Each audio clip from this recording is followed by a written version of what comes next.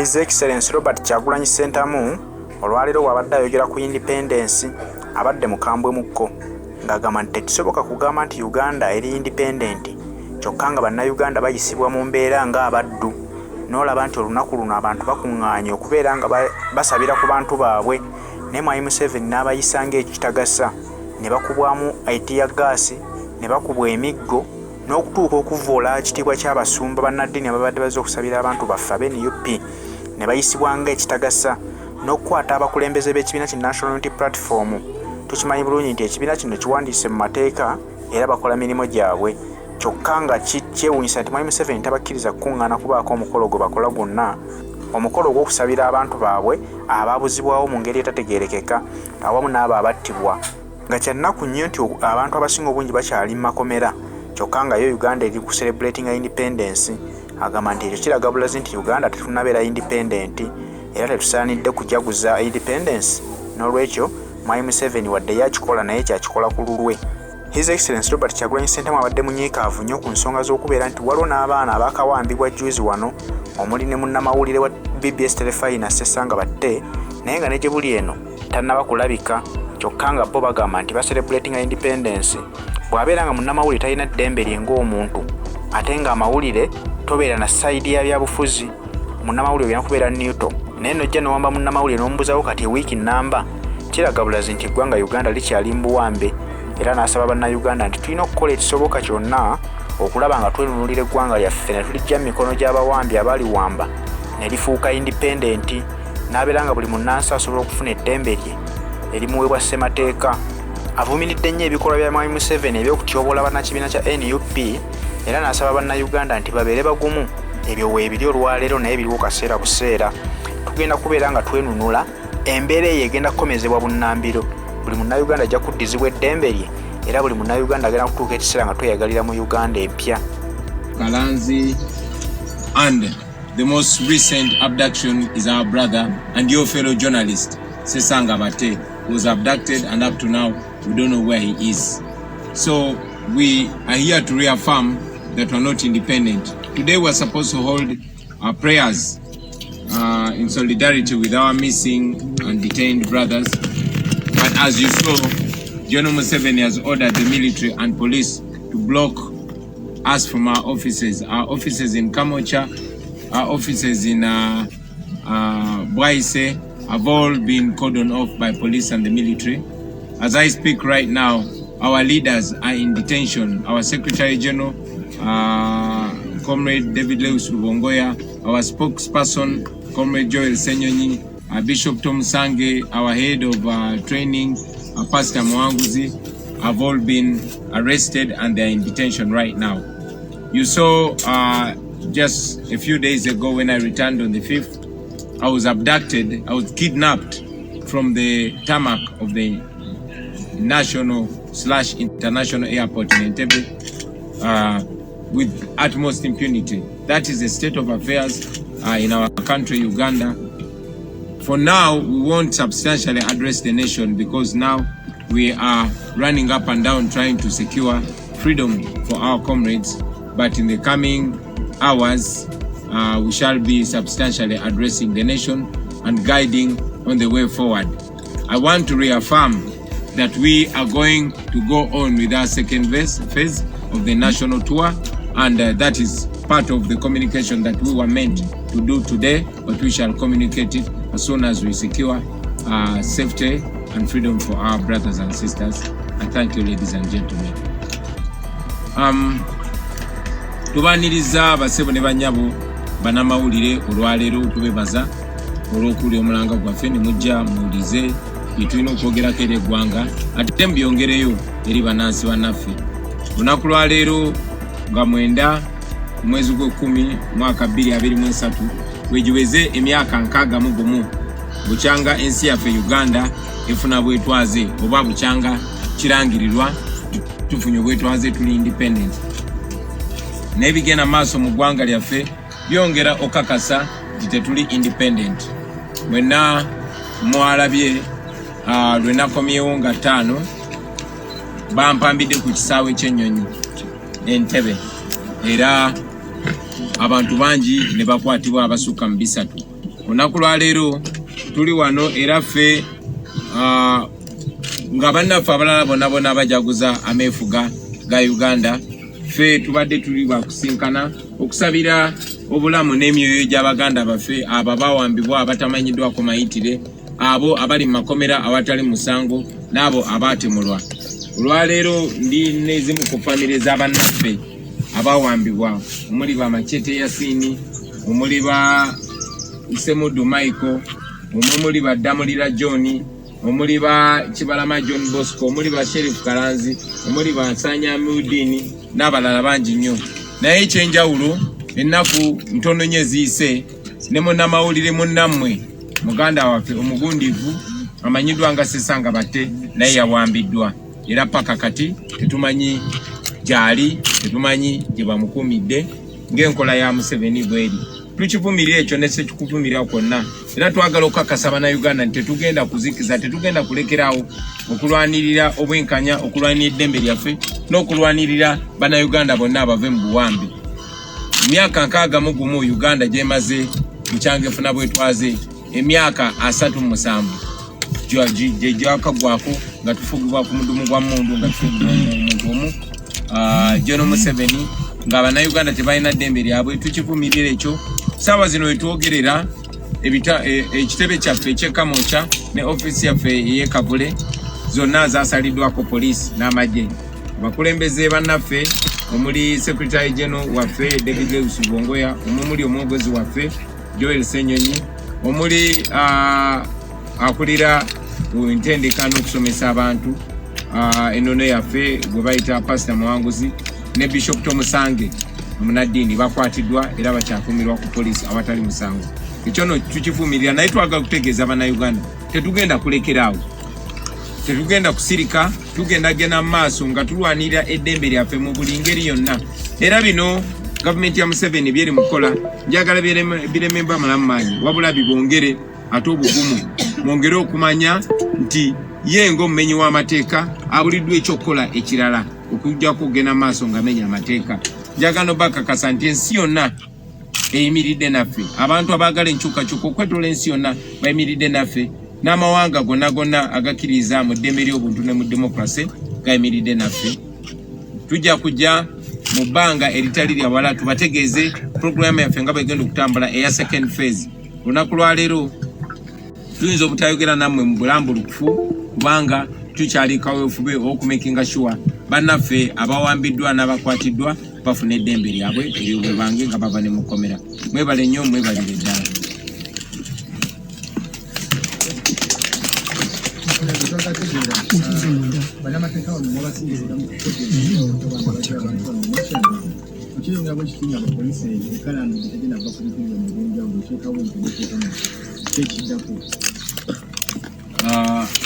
Bannamateeka baffe baabakanye dda n'omulimu ogw'okumakinga sure bataasa baganda baffe obajja mu nkomyo, si Kira Road wokka ne mu bitundu by'eggwanga eby'enjawulo, kubanga tulina information tibagenze bakwata n'okuwamba abawagizi n'abakulembeze ba NUP okwetoloola ebitundu eby'enjawulo, si mu Kampala wokka.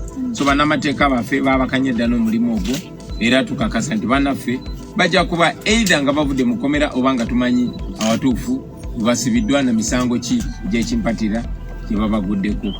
Ekya poliisi n'amagye okulemera ku bitebe byaffe, tetusobola kubuulira mumenyi w'amateeka ate ng'alina okukuuma amateeka di wagenda kuddamu nsonyi nakuddamu buntu bulamu. Naye tuzze tukibagamba nti omuntu akunyigiriza tekigenda kuva mu buntu bulamu bwe alekerawo okunyigiriza, wabula kigenda kuva mu kwerwanako okwo gwe ng'omuntu okumakinga sure tibalekerawo okunyigiriza. Nawe kibuze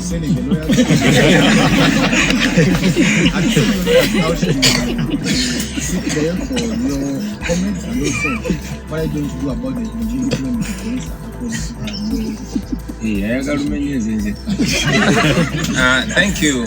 Yes, our lawyers have already embarked on the task of ensuring that they secure freedom for our comrades and members and our leaders, to either secure their freedom or at least make sure that they know where they are being detained and what charges they have slapped on them. But we assure that all our comrades will soon be free because none of them has committed any crime whatsoever. About the police and military deploying their men on our offices and whether or not they will leave anytime soon, we cannot know what is in the plans of our oppressors.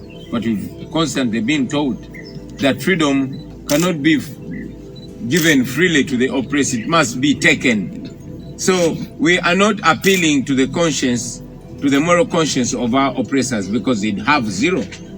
We cannot depend on the morality of our oppressors to stop oppressing us.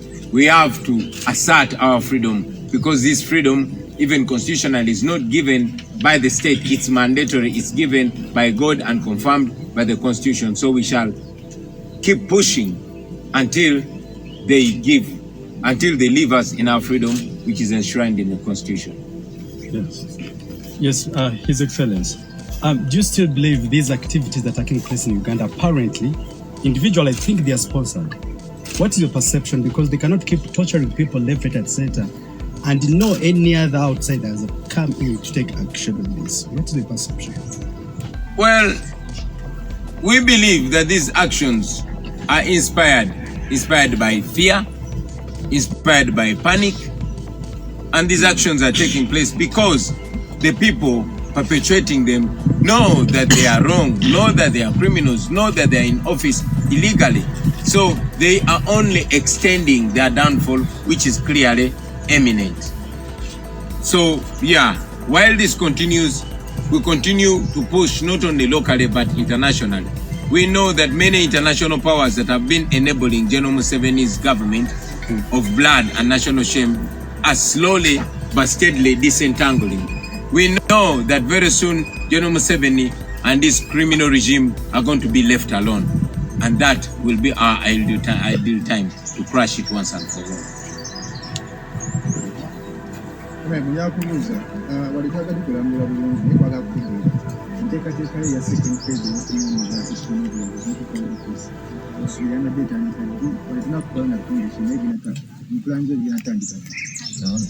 Programu yaffe ya second phase ebadde ina kutandika ku Lwakusatu luno okwosa enkya, era tulinze bannaffe bonna bateebwe, then tugenda kuvaayo n'ennambulula entuufu, era yonna gye tulina okubeera batulinde tujja batuukako.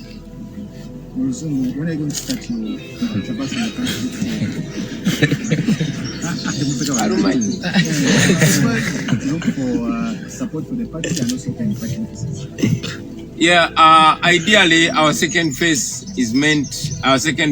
of the national tour is meant to start on Wednesday this week. Yeah, but with all this disorganization and our leaders in incarceration, we want to get all of them out and we shall substantially communicate to the nation. Mr. President, my name is Jimmy from the New Village.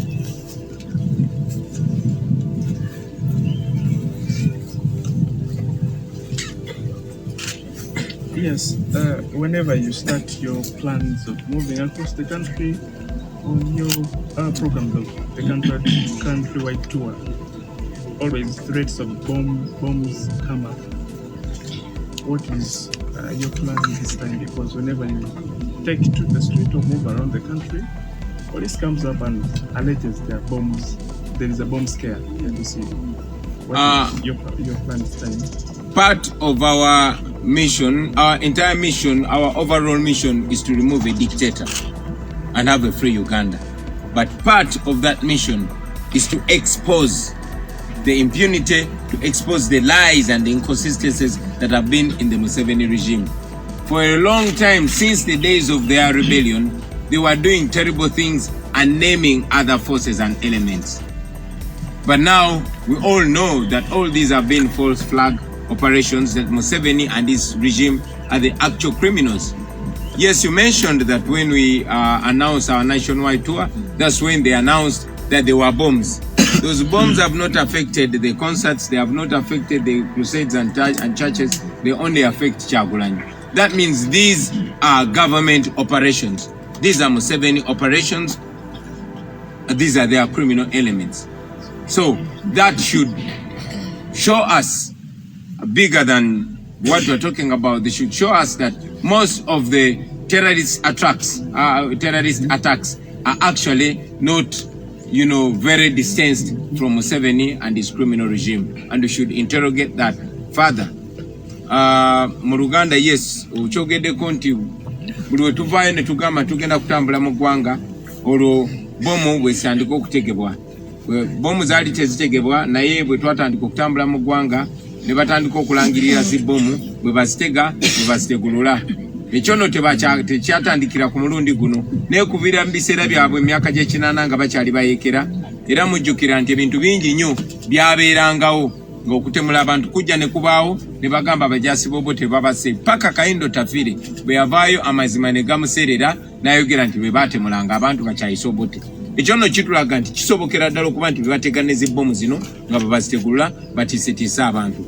Omuntu bw'oba osobola okwambala uniform ya Civil Aviation Authority n'ojja n'owamba omukulembeze ku kisaawe ky'ennyonyi, kyekisobola okugaana okwambala ng'aba ADF n'ogenda n'otemula abantu e Kasese. Ekyono njagala bannayuganda batandikirawo okufumiitiriza bamanye terrorist omutuufu yaani era baani abadde batemula abantu baffe. Yes, Mr. President, eri ttiimu y'abannamateeka b'ekibiina ekya National Platform batuuseewa eri abantu abaabuzibwawo, abaafa, abasibe n'abatannaba kulabika kati kumpi emyaka 2-3. Obwebale nnyo, ekyo ekibuuzo ndowooza kankiddemu ku lwa famire z'abannaffe abaabuzibwawo n'abo bali mu makomera awatali musango. Yes, kyanaku bannaffe abasinga obungi bali mu makomera awatali musango, era bugyeko amakooti ga wano ge tutalinamu ssuubi. Museveni twamwalawala ne tumutwala mu kooti y'ensi yonna ne bayita International Criminal Court, era kati waliwo n'emisango emirala egyagala omuggulibwako. Nyina n'emikwano gyange oluvannyuma lw'okumpamba ku kisaawe juzi, waliwo n'emikwano gyange bannamateeka okwetoola ensi yonna abaagala kutwala Museveni mu UN bamuguleko n'omusango omulala. Twesiga amakooti ga nsi yonna kuba tumanyi nti Museveni kaatya. Nabagambako bannayuganda nti gye buvuddeko emabega okulaba nti Museveni yatya okutucyankalanya nga tutambula mu okwetoola eggwanga, si kuba nti yali akyusiza empisa ze, ne kubanga akazito k'ekkooti y'ensi yonna kaali kamutuddemu. So njagala okutwala omukisa guno okuzzaamu amaanyi famire z'Abaganda baffe abaawambibwa, abasibiddwa makomera awatali musango, n'abo abaatemulwa nti tebinnaba kuggwa.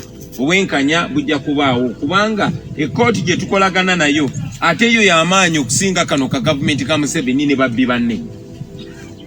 Njagala obazzaamu amaanyi nti temugooka, temutya, temugwamu ssuubi, temwerabira abantu bammwe. Abo bantu bammwe, baana bammwe, babba bammwe,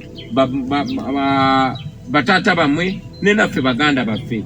Ekiri mu batuukako kyekisobola otutuukako n'okutuuka ku buli munnayuganda. Tetugenda kulekeraawo, twagala muddemu essuubi nti ensi yonna eyimiridde nammwe, n'ebitongole eby'amateeka ebyetoolodde ensi yonna nabyo biyimiridde nammwe. Temuggwamu maanyi, temulekerangaawo okubanja abantu bammwe, naffe tetugenda batiririra, tetugenda kulekeraawo kubanja Baganda baffe abo. Olunaku lujja kukya nga tuli nabo wano, ekyo nkibasuubiriza, tetugenda kulekeraawo paka nga Baganda baffe abo tubafunye nga tuli nabo.